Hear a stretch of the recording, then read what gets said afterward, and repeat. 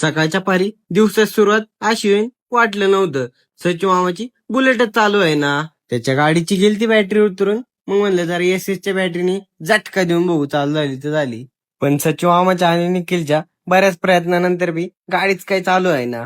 दमली बिचारी दोघं की का आणून म्हणलं जाऊ दे आता, देऊन टाक तेवढी गाडी भांगारात आता. तर कस काय मंडळी, सकाळी कडकुनात डायरेक्ट अक्का साहेबांनी मिरच्या वाळत घातल्या होत्या.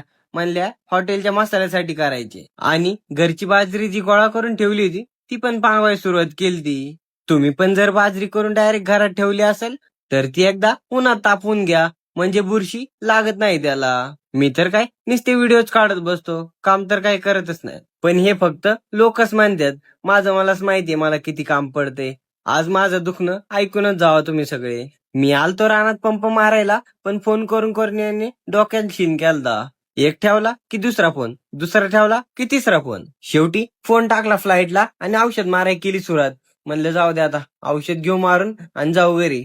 ऊन तर असलं भयानक कडक पडलं होतं की काय सांगायच नको, चटकेच बसले होते डायरेक्ट. आपलं कसं आहे माहितीये का, पावसाळा आला की वाटतं ऊन पाहिजे, उन्हाळा आला की वाटतं थंडी पाहिजे. पण ते काय आपल्या इच्छेनुसार नसतंय, जेव्हा पाहिजे असते तेव्हा ते नसतेच. त्याच्यामुळं तुम्ही काय लोड घेऊ नका, मी चाललोय औषध मारून घरी. पण आपलं कसं झालंय माहितीये का, पाऊस संपलाय त्याच्यामुळे रानातली सगळी कामं राखडलेली आहेत. आता असं झालंय, हे करू का ते करू, ते करू का कोणतं करू, कोणतं करू का कोणतं नको करू, असं झालंय.